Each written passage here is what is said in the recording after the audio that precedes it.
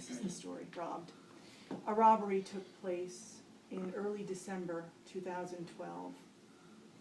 A boy on the cusp of manhood, doing the thing he loved most, living the only life he knew, playing, excelling, reveling. There were witnesses, among them my son, who watched as Albert fell, as the life he savored began to slip away and then disappeared into the night. There were witnesses, Albert's mother, his classmates, teammates, and my son, whose own life had been shattered not long before, whose own mother had collapsed, similarly but rose.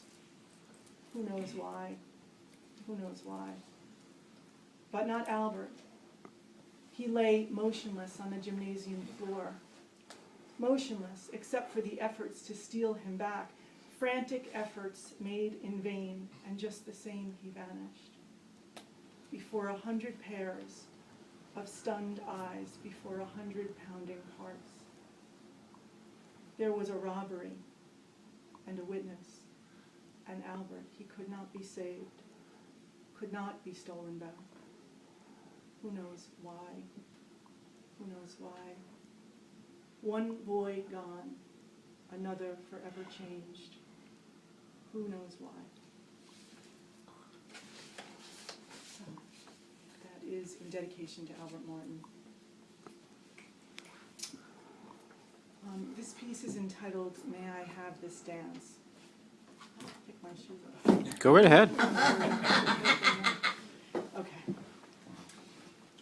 On April 11th of 2010, while in the midst of training for a half marathon, I collapsed on the practice course set up by race officials. In a split second, the life I had known for 45 years was over. I would learn in the weeks that followed that I would never run again, never compete in another triathlon, biathlon, or any other kind of race. I would never skydive, surf, or ski. I wouldn't even swim freestyle again. G-forces were out, so even roller coasters were now a thing of the past. Some of these activities I had not done in years, may never have done again, but nonetheless, the idea that they were permanently checked off the list by some force that could come along and shut me down in an instant was unimaginable. I felt as if the music of my life had been silenced in a sudden crash. Over the course of the next year, so many other storms would arrive. My mother's diagnosis of the same heart disease, my son's, my diagnosis of breast cancer, my mother's sudden cardiac death, a double mastectomy, that I would barely have time to register what was happening when yet another tsunami would slam ashore, destroying everything in its path. When the waves stopped crashing, the water finally receded. I crawled into bed and cried in the dark for 2 solid months. I was paralyzed, hanging on the edge of nothingness, splayed open like the deer gutted in my neighbor's yard, ground to dust. When I finally came to and cared enough to ask my doctors for the list of what the limitations on my heart were, they said it would be easier to tell me what I could do than what I could not. Fine, have it your way, I thought. I readied my pen. Turns out I wouldn't need it. Who can't remember 3 things? Bowl, golf, walk. That was what my life was now reduced to. Bowl, golf, walk. I felt like I was drowning. I've always been an active person. Though I came to running and competing later in life, I've been hiking, biking, and swimming for as long as I can remember. I was an active child, never content to just sit, always running and jumping, always playing outside. I had no idea how I would adjust to this new life, emotionally or physically. Yes, of course I was grateful to still be alive. Of course I knew about all of the other ways in which one can lose the ability to live life on their own terms. Of course I could see how lucky I was. It was something of a miracle that I had survived that initial heart event at all. If only that knowledge made this hurt less. If only it made this somehow easier to bear. Last November, a dear friend's husband lost his battle with brain cancer. We remained close as she went through this trying time. We sat in radiology waiting rooms together, in church pews, praying for healing and then for mercy. Pulled all day, all night shifts in hospice. Since his death, we've gone to the movies, meandered through bookstores, taken long walks. We even went away for a spa weekend. It was there that I would discover her secret past, that long before she ever met and married her husband, she was an avid dancer. I was surprised to find that my reserved friend had traveled all over the country for years dancing, everything from folk to ballroom, and that salsa was her favorite. She said that she had given it up when she and her husband met. As he was not a dancer, and try as he might, bless his heart, he just could not get the rhythm. She had been considering going back to it before he was diagnosed, and then had to put that idea on a shelf to care for him during his illness and until his death. She told me how dancing had always made her feel alive, was nourishment for her soul, and how she needed it now more than ever. I urged her to return, to make it part of her grief work. She shared that she had been thinking about it, but wasn't sure. And then she asked, would I consider going with her? Now, I had never danced outside of weddings or a rare night where dancing was a part of the evening's event, but never a lesson, never a style learned. I barely knew the steps to the hustle, the most popular dance when I was growing up. Then I remembered my list of 3, bowl, golf, walk, and how dancing was nowhere on it. Nothing that increases the cardiac load echoed through my mind, and I told her that I couldn't do anything that was fast or required too much exertion. She pondered, and then she said, well, what about tango? I knew nothing of it outside of its occasional portrayal in a movie. Scent of a Woman and Mr. and Mrs. Smith came to mind. A passionate dance, she explained, but one whose steps were no more vigorous than walking. The intensity of this dance was all in the hold, in the symmetry of movements, and in the connection between partners. I must admit I was intrigued. But where in God's name would we find tango in our little town of Red Bank, New Jersey, I asked. She said she would call the local Fred Astaire studio and see if anyone there was teaching tango lessons. I immediately recoiled. I could taste the bias building in the back of my throat. Just the name Fred Astaire conjured images of 80-year-olds dancing tango with an out-of-shape, should-be-retired, sweaty dance teacher whose touch would make me want to go home and shower. My interest instantly waned. She would look into it, she said. Oh, good. Thankfully, that discussion ended. And that was that, or so I thought. A few days later, I visited a local eatery that I'd been going to for many years. As I crossed the room to the self-serve counter to make a cup of tea, I noticed a flyer hanging on the display case that abuts the counter. I could not believe my eyes. There on the flyer were 2 figures entwined in a beautiful, dramatic tango pose, rose in mouth and all. And the flyer read, Argentine Tango Lessons in Red Bank, Beginners and Beyond. My mind was reeling. You've got to be kidding, I thought to myself. I immediately called my friend, who was equally surprised, and told me to call the number on the flyer and get more information. I caught Joyce, the dance group coordinator, as she was breathlessly boarding a train for New York. I explained that my friend and I were interested in more information about lessons, and she asked if either of us had dance experience. I shared that my friend did, but I had none. Well, why don't you meet me at the Milonga at Buenos Aires on Wednesday night, and we can talk more about it.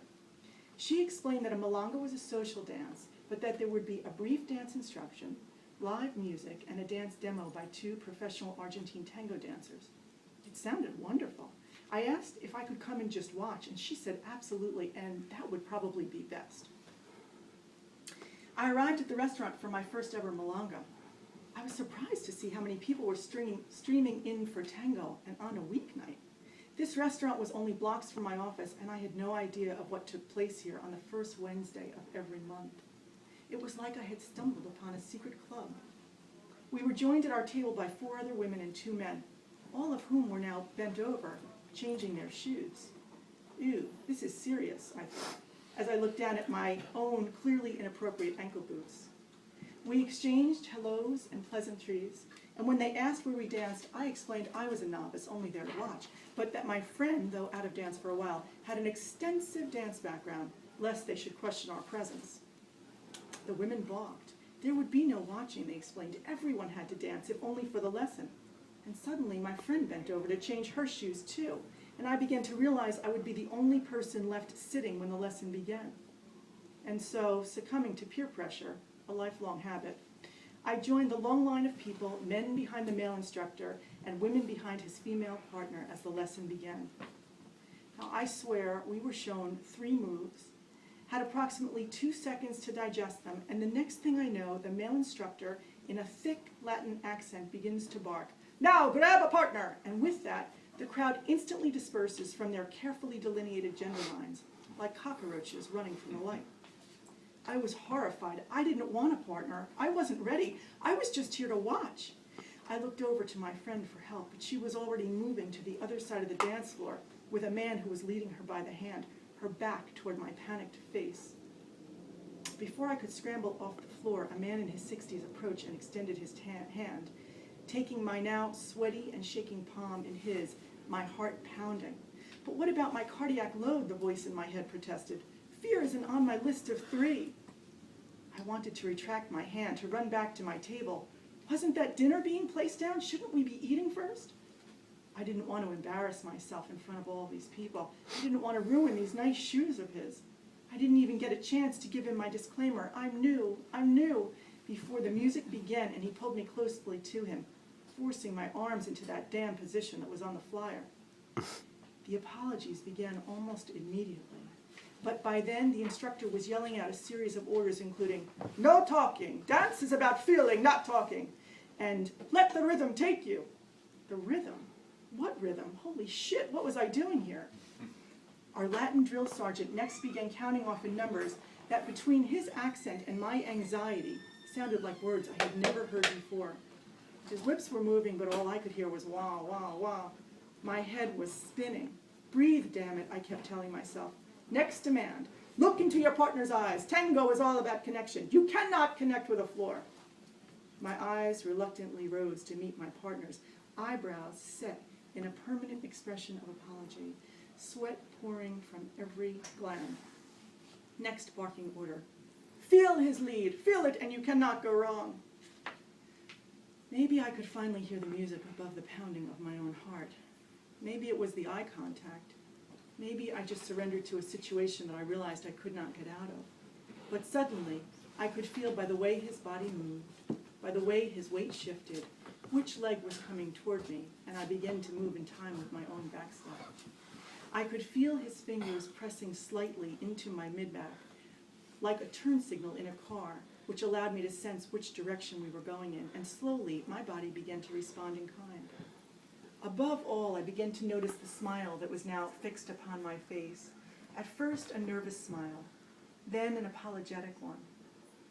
But now a smile of pure joy, and I could not make it stop. It was then that I realized how very long it had been since I had smiled that kind of smile. I felt an intense aliveness coursing through my body that I had not felt in a very long time. Tears began to well. I danced for so many hours that first night that my ankle-booted feet finally revolted and I had to call it quits. I stepped on shoes, apologized repeatedly, and offered every man who extended his hand my disclaimer. "I'm totally new." But not one of them retracted the offer. They all smiled kindly and said, "Then let's keep the steps simple." Mostly, I remember the smile. It lasted all night and into the next day. I could see it in my eyes as I caught my own reflection in the mirror. But more than that, I could feel it in my soul. I didn't realize how much I missed this feeling of pure joy radiating throughout my whole being, and how long it had been since I had known it. I now take weekly lessons with the Red Bank Argentine Tango Group. I am not particularly good, but I am completely filled with joy. I dance with Michael and Shock, Andrew and Ron, and occasionally even my husband, who will humor me with an awkward spin around the floor. The health issues that robbed me of my former life persist, but today I have found a loophole in an otherwise passion-stripping diagnosis. Bowl, golf, walk, and tango. Olé.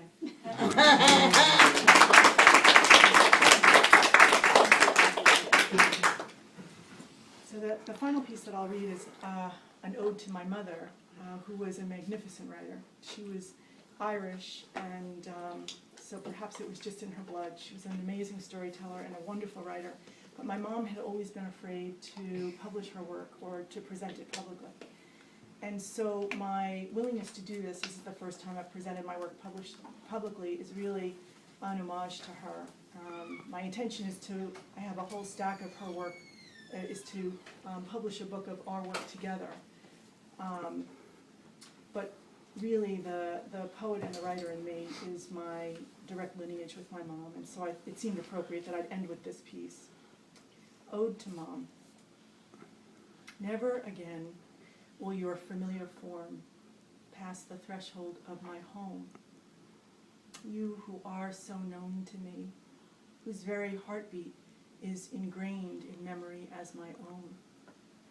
Irreplaceable you, gone from sight but not from thought, not from heart, not from the very cells of my being. I steal your scent in the scarves that adorn the doorway of my bedroom. I listen to your guidance as I fumble with familiar recipes in a rarely used kitchen. I feel your essence as I write these words, writer to writer, for this is the legacy that you would bequeath, and this is how I honor you today. In the words that become poems and essays and novellas, a merger of talent and voice and memory, you are free from suffering, from uncertainty, from the weight of a life that had begun to wear you down. And what you left in your place are your words, the poems and stories shared throughout a lifetime and stored now in my soul, the songs that would sing me to sleep on the darkest nights and carry me forward into a new day. This is your legacy, Mom. These are the riches left behind for those you cherished. You who are loved for all eternity and missed beyond words. Your voice the source from which my words now flow. Writer to writer, heart to heart, soul to soul. May peace be yours, Mom. In fact, I know it is.